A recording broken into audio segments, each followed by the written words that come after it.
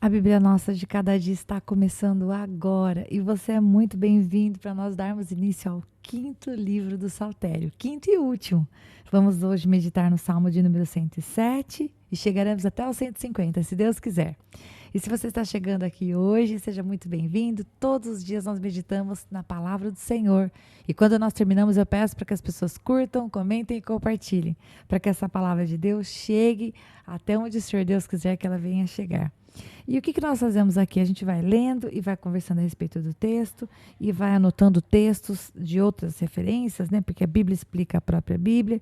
E nós vamos assim, não somente nos enchendo de conhecimento, mas aplicando essa palavra para nós e que Deus, em nome de Jesus, nos capacite para que a gente realmente escolha fazer as coisas à moda de Deus, uma vez que Ele já nos mostrou o que Ele quer que nós façamos. Então vamos começar? Esse Salmo 107 é um lindo salmo, gente. Olha, são 43 versículos abençoadíssimos. E como eu havia mencionado para vocês quando nós meditamos no Salmo 106, ele inicia com o primeiro versículo, né?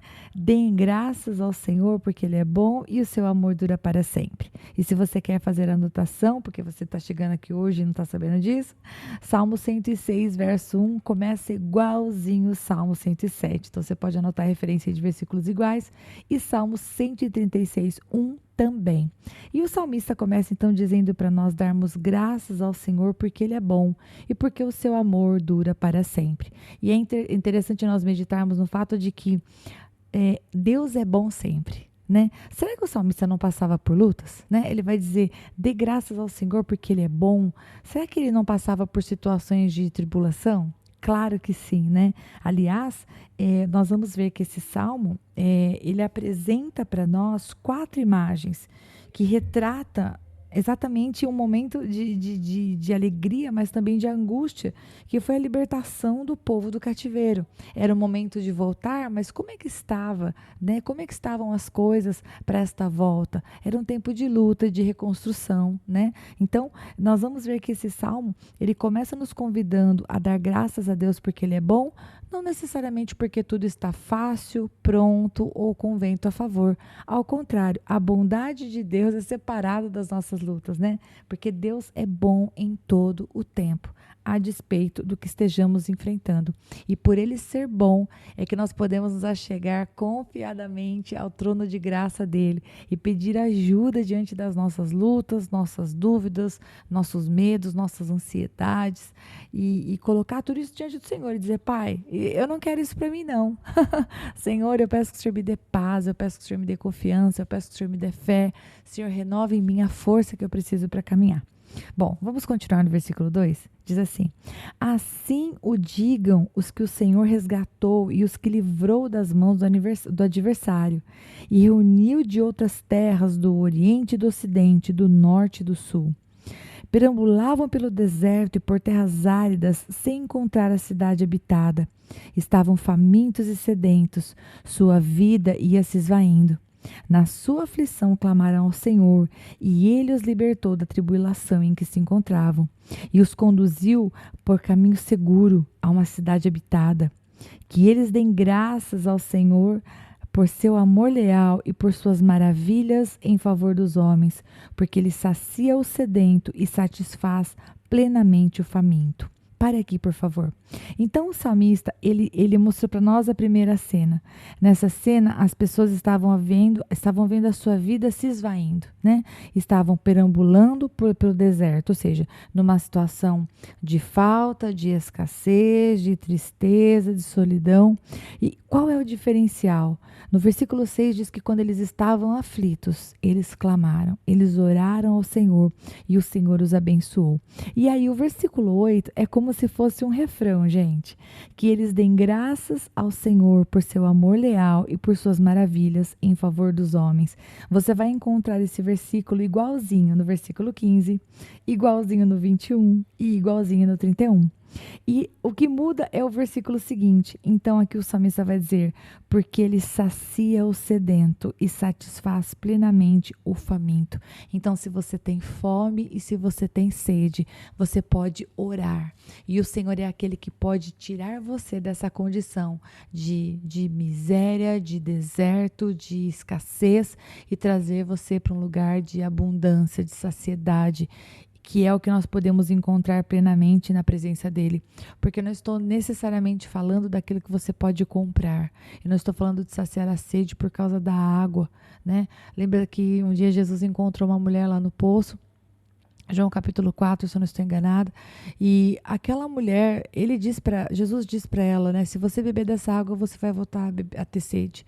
Mas se você beber de mim, de você vai fluir rios de água viva. Ou seja, não somente mataria a sede dela, mas ela poderia jorrar sobre a vida daqueles que estivessem ao redor. Então, é sobre isso. Versículo 10. Assentaram-se nas trevas e na sombra mortal, aflitos, acorrentados, pois se rebelaram contra as palavras de Deus e desprezaram os desígnios do Altíssimo. Por isso, eles os sujeitou a trabalhos pesados. Eles tropeçaram e não houve quem os ajudasse. Na sua aflição clamaram ao Senhor, e ele salvou da tribulação em que se encontravam. Ele os tirou das trevas e da sombra mortal, e quebrou as correntes que os prendiam. Que eles deem graças ao Senhor por seu amor leal e por suas maravilhas em favor dos homens, porque despedaçou as portas de bronze e rompeu as trancas de ferro. Então, por que os homens deveriam dar aqui graças ao Senhor? Porque ele foi aquele que os libertou. Qual era a condição deles? Eles haviam pecado, eles estavam debaixo de juízo e eles estavam assentados nas trevas e na sombra mortal. Por quê? Porque o seu coração foi rebelde. E toda vez que a rebeldia entra em jogo, são as trevas que dominam. É necessário haver arrependimento, é necessário haver uma volta, é necessário orar. E no versículo 13 é isso que diz: na aflição eles clamaram ao Senhor. E toda vez que alguém clama ao Senhor, o Senhor responde, e ele o salvou da tribulação. Continuando, versículo 17. Tornaram-se tolos por causa dos seus caminhos rebeldes e sofreram por causa das suas maldades. Sentiram repugnância por toda a comida e chegaram perto das portas da morte. Na sua aflição clamaram ao Senhor, e ele os salvou da tribulação em que se encontravam. Ele enviou a sua palavra e os curou e os livrou da morte. Que eles deem graças ao Senhor por seu amor leal e por suas maravilhas em favor dos homens. Que eles ofereçam sacrifícios e ações de graças e anunciem as suas obras com cânticos de alegria. Então aqui o salmista vai falar daqueles que estavam, por causa também das suas maldades, sofrendo, né? Estavam aflitos e chegaram às portas da morte. E o Senhor os resgatou. Ele teve misericórdia e os livrou da morte. E a palavra no versículo 20 que me chama a atenção é que ele enviou a sua palavra e os curou. Porque Deus tem poder, né? Deus, através da sua palavra, trouxe à existência coisas que não existiam. Basta uma palavra do Senhor sobre as nossas vidas, sobre uma causa pela qual nós estamos orando, como foi o caso aqui. Na sua aflição, versículo 19, clamaram ao Senhor e ele os salvou da tribulação. Ele enviou a sua palavra. Quando Deus fala, está feito, né? Acabou. E então, o salmista vai dizer, versículo 22, que eles ofereçam sacrifícios de ações de graças, que eles se lembrem que eles estavam sofrendo por causa das suas maldades, mas que quando eles oraram, o Senhor ouviu. Então, que agora eles entrem com cânticos de alegria diante do Senhor, ou seja, não sejam ingratos, não sejam como aqueles que recebem a bênção e vão embora. Versículo 23. Fizeram-se ao mar e navios para negócios na imensidão das águas e viram as obras do Senhor, as suas maravilhas nas profundezas. Deus falou e provocou um vendaval que levantava as ondas, subiam aos céus e desciam aos abismos. Diante de tal perigo, perderam a coragem. Cambaleavam, tontos como bêbados, e toda a sua habilidade foi inútil. Na sua aflição clamaram ao Senhor, e ele os tirou da tribulação em que se encontravam. Reduziu a tempestade a uma brisa e serenou as ondas. As ondas sossegaram, eles se alegraram, e Deus os guiou ao porto almejado. Que eles deem graças ao Senhor nosso Deus por seu amor leal e por suas maravilhas em favor dos homens. Que o exaltem na assembleia do povo e o louvem na reunião dos líderes. Bom, agora o salmista vai dizer que estes homens que haviam recebido um tamanho livramento da parte de Deus deveriam, falar do Senhor na reunião dos líderes, na assembleia do povo, ou seja, realmente proclamar o milagre que eles haviam vivido. Porque sim, Deus falou e houve um vendaval. Rita, por que Deus trouxe um vendaval sobre eles? Bom, eles foram para o mar, para os seus negócios na imensidão das águas. O versículo não diz em nenhum momento que eles pediram a proteção de Deus, eles dependeram do Senhor, eles buscaram direção. Eles simplesmente foram viver a sua vida e fazer os seus negócios. E o que Deus queria? O coração deles. E aí, quando o Senhor trouxe a luta, eles rapidamente se lembraram quem era o rochedo da salvação deles. E então, a Bíblia vai dizer que eles clamaram. E que quando eles clamaram, o Senhor fez com que as ondas sossegassem, verso 30. E eles se alegraram. E quando eu vi se as ondas sossegaram, sabe o que me lembrou? Deus, o Pai e eu somos um. Foi isso que Jesus falou, Deus acalma as ondas, como diz aqui no Salmo 107. E se você vai ver em Marcos 5, versículo 35 até o 41, Jesus também acalma as ondas. O Senhor acalma a tempestade. O Senhor traz bonança. Continuando no versículo 33. Ele transforma os rios em deserto e as fontes em água seca. Sim, o nosso Deus tem poder para fazer com que as coisas venham a dar errado. Ele pode transformar os rios em deserto ou as fontes em terra seca. Faz da terra fértil um solo estéril. Sim, é isso que acontece para aqueles que vivem longe da sua vontade na desobediência, por causa da maldade dos seus moradores. Transforma o deserto em açudes e a terra ressecada em fontes. Sim, ele também é aquele que pode fazer com que uma terra ressecada se torne fonte, se torne um lugar onde venha jorrar vida. Verso 36. Ali ele assenta os famintos para fundarem uma cidade habitável, semearem lavouras, plantarem vinhas e colherem uma grande safra. Ele os abençoa e eles se multiplicam e não deixa que os seus rebanhos diminuam. Para aqui um pouquinho. Quem é que Deus pode abençoar e multiplicar e fazer com que os seus rebanhos prosperem? Queridos, até mesmo os famintos.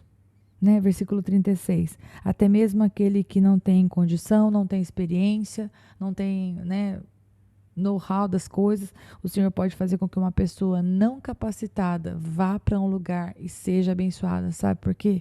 Porque a bênção de Deus, honestamente, independe de mim e de você. Se Ele quiser, é assim que é. Não estou querendo incentivar você a não correr atrás de se tornar uma pessoa que se prepara, Uma pessoa habilitada, não é isso que eu estou falando não, Mas eu quero dizer que a gente chega com o Senhor com o pouco que temos, com os 5 pães e 2 peixinhos. E Ele é aquele que realmente multiplica e alimenta a multidão. Esse texto fala sobre isso, Ele os abençoa, aqueles que não têm condições.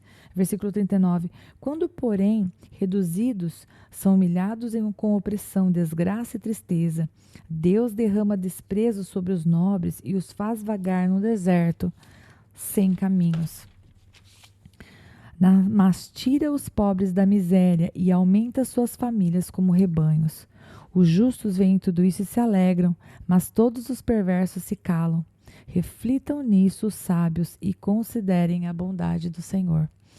Bom, que salmo lindo e maravilhoso que termina falando sobre a bondade do Senhor e é um convite da parte do salmista para que, se a gente se considera sábio, que a gente pensa nisso. E o salmo todo, ele mostra as pessoas vivendo um tempo de desobediência, atraindo para si o juízo, clamando diante do Senhor no momento da luta, recebendo de Deus aquilo que eles estão pedindo, que é o livramento.